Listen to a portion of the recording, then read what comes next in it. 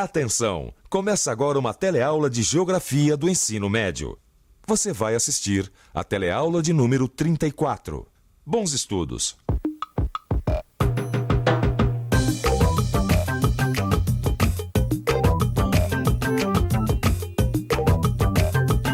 Você já reparou quanta gente tem à sua volta?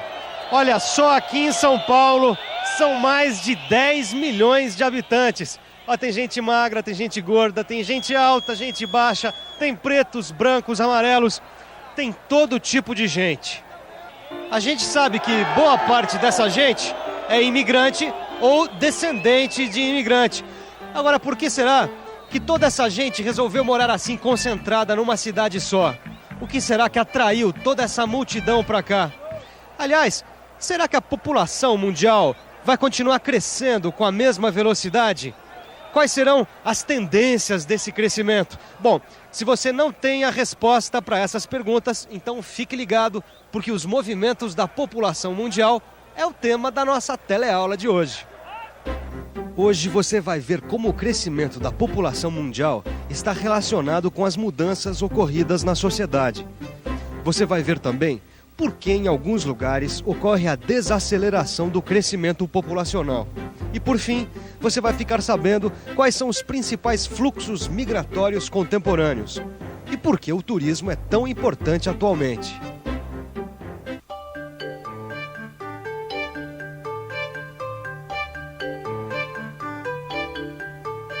Nós estamos num berçário em São Paulo e olha só que gracinha, acabou de nascer mais um nenê aqui. Trata-se de mais uma criança para engordar as estatísticas. Hoje no mundo, nascem 200 mil crianças por dia e 75 milhões por ano. Mas será que o mundo sempre cresceu nesse ritmo? Ou será que hoje nascem mais pessoas do que antigamente? Londres, Inglaterra. Thaís, amiga, você não sabe o que é essa cidade. Emocionante estar aqui, no país que deu origem à Revolução Industrial. Você sabia que a partir da Revolução Industrial ocorreu uma grande expansão demográfica do mundo contemporâneo? Pois veja só os números que eu consegui. Em 1830, a população mundial atingia pela primeira vez 1 bilhão de habitantes. 80 anos depois, já éramos 2 bilhões. Em 1975, já chegávamos aos 4 bilhões. E em 1987 foi anunciado o nascimento do habitante número 5 bilhões. É ou não é impressionante, Thaís? Eu só não consigo entender o que a Revolução Industrial tem a ver com esse crescimento demográfico, com esse aumento da população. A resposta é simples. A população começou a crescer mais na Europa a partir da Revolução Industrial porque houve uma melhoria generalizada nas condições de vida. Remédios mais eficientes, investimento em saneamento básico e produção de vacinas deram mais saúde para a população e, portanto, mais condições para que ela se reproduzisse sem tantos riscos.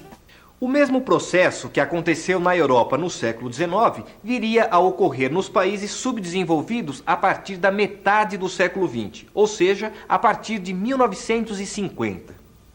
Com a difusão das vacinas, a eliminação dos vetores das doenças e as medidas de saneamento básico, a taxa de mortalidade infantil nos países pobres caiu bastante.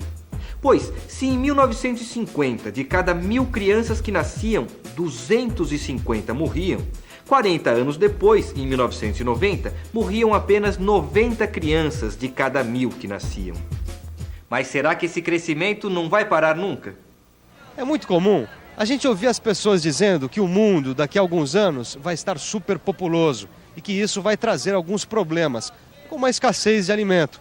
Mas, na verdade, a realidade apontada pelos dados é outra.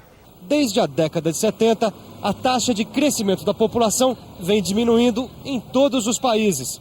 Mas antes de compreender isso, vamos tentar entender o que é taxa de fecundidade. Taxa de fecundidade é o número de nascimentos anuais em um conjunto de 1.000 mulheres entre 14 e 49 anos. Quer ver como a gente pode comprovar a queda na taxa de fecundidade em qualquer esquina? Olha só. A senhora tem quantos filhos? Um filho só. E a sua mãe? 7 filhos. O que aconteceu com essa família, quer dizer, a queda na taxa de fecundidade não é exclusividade dela. Na verdade, isso aconteceu no mundo inteiro. Para você ter uma ideia, Em 1970, a taxa de fecundidade era de 6,1. Em 1990, de 3,7. Caiu para quase a metade. E esse fenômeno não é difícil de explicar. A vida urbana, a modernização das formas de vida, novos comportamentos sociais, como o uso de métodos anticonceptivos e a emancipação da mulher, contribuíram para diminuir a natalidade. Isso sem contar com as políticas de planejamento familiar que aceleraram a queda da fecundidade. Qual foi o resultado disso? Acabou acontecendo uma queda mundial no crescimento demográfico anual, que passou dos 2% em 1970 para 1,6% em 1980 e chegou ao 1% no início deste milênio. Só para concluir, se é fato que a população mundial cresceu de maneira extraordinária nos últimos 200 anos, também é fato que atualmente esse crescimento passa por um processo de desaceleração, o que nos permite dizer que atualmente a população mundial se encontra numa fase de transição demográfica. Calma, não precisa se assustar porque essa história de transição demográfica não tem segredo nenhum. Transição demográfica, como o próprio nome diz, é a passagem de altas taxas de natalidade e mortalidade para baixas taxas de natalidade e mortalidade, refletindo quase sempre a transformação de uma sociedade agrária tradicional para uma sociedade moderna, industrial e urbana. Mas é claro que isso não ocorre de uma hora para outra. Uma sociedade não deixa de ser rural e se torna urbana da noite para o dia. A transição demográfica, portanto, expressa uma sucessão de fases históricas. Mas que fases são essas? Numa primeira fase, registra-se um pequeno crescimento da população. Isso porque a alta taxa de natalidade é anulada pela alta taxa de mortalidade. Já na segunda fase, ocorre um rápido crescimento demográfico. Neste momento, a mortalidade é controlada devido à revolução sanitária, isto é, o desenvolvimento de uma infraestrutura de serviços coletivos de higiene, mas a natalidade continua alta. No terceiro momento, há um pequeno crescimento, um novo equilíbrio entre as duas taxas que, agora, se apresentam muito baixas, devido à diminuição da natalidade. Os países subdesenvolvidos ainda estão em transição, mas todos os dados indicam que os números de óbitos e nascimentos nesses países também estão se equilibrando. Resumindo, todos esses números nos levam a uma conclusão que ainda bem não é nada catastrófica, indicando que em 2050 a população mundial tende a se estabilizar em 10 bilhões de habitantes. Ô Gil, mas além das taxas de mortalidade e natalidade, o que mais envolve, o que mais determina o crescimento de uma população? Bom, tirando as taxas de natalidade e mortalidade, a dinâmica de uma população tem um outro fenômeno muito conhecido, a migração. Não é de hoje que os homens se deslocam em grupos ou sozinhos. Para o nosso continente especificamente, para a América, esse movimento foi muito intenso durante os séculos 18 e 19, quando os europeus vinham para cá em busca de uma nova vida ou de trabalho. E é claro, Vicente, que esses deslocamentos interferem tanto na organização do espaço como na estrutura da população. E isso acontece tanto na região de saída como na região de chegada, entendeu? Que engraçado. Eu pensei que essa história de migração fosse coisa do passado, porque o meu avô, por exemplo, ele veio da Europa para o Brasil, mas isso há muito tempo atrás. Quer dizer, hoje em dia isso ainda acontece. É claro que as migrações internacionais não ocorrem hoje como no século XIX ou mesmo no início do século XX, quando milhões de pessoas trocaram seus países de origem. Mas mesmo assim, ainda hoje, são expressivas as migrações internacionais. O mundo iria ver 4 outros grandes fluxos migratórios internacionais após a Segunda Guerra Mundial. Que fluxos são esses? É justamente o que nós vamos ver agora. Um deles diz respeito às populações que se deslocam para fazer coincidir novas fronteiras políticas com seus grupos étnicos, como o que ocorreu em 1947, após a divisão política da União Indiana, quando cerca de 15 milhões de pessoas foram deslocadas entre a Índia e o Paquistão. Outro grande fluxo migratório de nossa época está ligado ao problema dos refugiados políticos, que hoje chegam a mais de 25 milhões de pessoas. Vivendo de maneira precária e quase sem saber o que o futuro lhes reserva, esses grupos vêm dos chamados pontos quentes, que são áreas de conflitos internos nas quais o grupo temporariamente derrotado se refugia em outro país. Atualmente, o Sudeste Asiático, o Oriente Médio, a América Central e a África Oriental são as regiões onde esses refugiados são mais numerosos. Existe também o deslocamento de cérebros. Trata-se do fluxo migratório de pessoas de alta qualificação.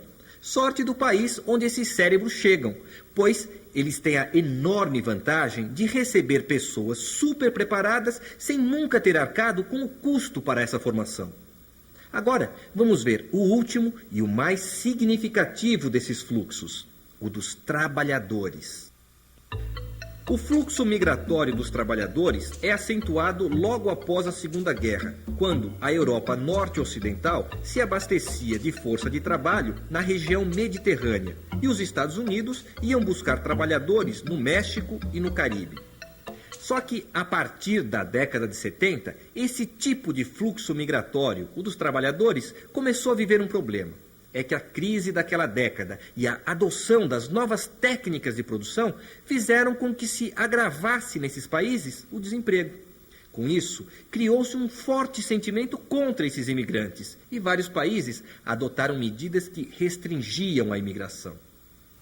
Hoje, em muitos países da Europa e principalmente nos Estados Unidos, a imigração de trabalhadores acabou se tornando uma preocupante questão social. Existe hoje um movimento de homens pelo mundo que cresce a cada dia, mas que não tem nada a ver com os movimentos migratórios dos refugiados ou dos homens sem trabalho. O desenvolvimento dos meios de transportes mais rápidos e mais eficientes e o acesso à informação são responsáveis pelo aumento extraordinário do turismo. Aqui no Aeroporto Internacional de Guarulhos, tem muita gente embarcando para outros países. Para onde será que elas vão? Vocês vão viajar para onde? Nós estamos indo para Espanha. Mas olha que lugar. Barcelona. Munique. Eu estou indo para Inglaterra. A que cidade? Estou indo para Londres. A Madrid. Para Itália. Para Itália que lugar? Para Roma. Estados Unidos, Nova York. Grande parte dos turistas que saem do Brasil viaja para a Europa. E é mais ou menos isso o que acontece no mundo todo. A maior parte dos turistas internacionais vai para a Europa Ocidental.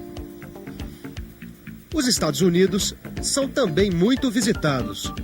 Mas chega de explicação. Está na hora de revisar o que a gente aprendeu hoje. E atenção, se liga aí que é a hora da revisão.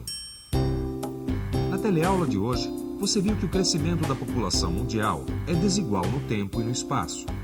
Pois, se alguns países desenvolvidos já completaram sua transição demográfica, igualando o número de mortes ao de nascimentos, outros ainda não chegaram nessa fase. Você viu também que os mais importantes fluxos migratórios contemporâneos são realizados por grupos étnicos à procura da nova fronteira política, pelos refugiados políticos, por técnicos altamente qualificados e por homens em busca de trabalho. Por último, você viu que o turismo de massa, pelos recursos que movimenta, é uma das mais importantes atividades da economia moderna. Como você viu na teleaula de hoje, o vai e vem das populações pelo mundo é intenso e cheio de reviravoltas. Para você entender como isso ocorre, não se esqueça que é fundamental você ler o seu livro de estudos e fazer os exercícios. Dessa forma, você vai poder fazer os exames finais sem problema nenhum, tá certo? Até a próxima teleaula!